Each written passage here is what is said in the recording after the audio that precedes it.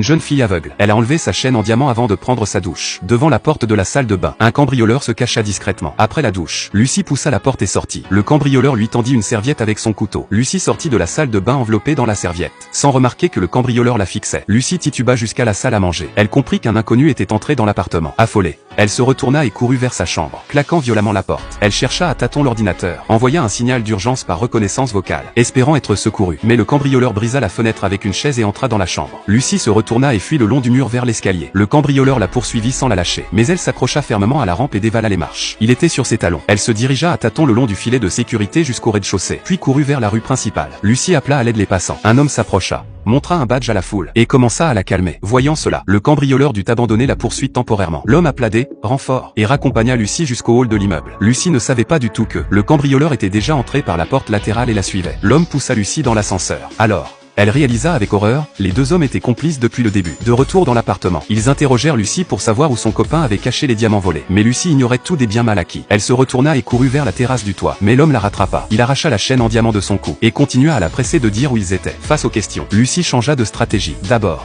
elle trompa le premier cambrioleur en le faisant fouiller le réfrigérateur de la salle à manger, prétendant que les diamants pouvaient y être cachés. Ensuite, elle le guida pour qu'il vérifie les plantes de la terrasse, mentant que son copain avait l'habitude d'enterrer des objets dans le sol. Le premier cambrioleur sentit immédiatement que quelque chose clochait. Il vida le réfrigérateur, souleva des glaçons et découvrit les diamants cachés à l'intérieur. Pendant ce temps, l'autre cassa toutes les plantes sans rien trouver. Le premier fit fondre tous les glaçons, récupérant chaque diamant. Quand il se retourna, il vit son complice fourrer d'autres objets précieux dans sa poche. Les deux cambrioleurs se disputèrent, se battant pour les diamants et les butins. Après une bagarre, ils se firent légèrement mal et s'enfuirent de l'appartement. Ils n'avaient pas remarqué Lucie du tout pendant la dispute. Quand ils furent partis, Lucie, experte, remit habilement les diamants dans l'eau, les recongela et les cacha à nouveau dans le réfrigérateur.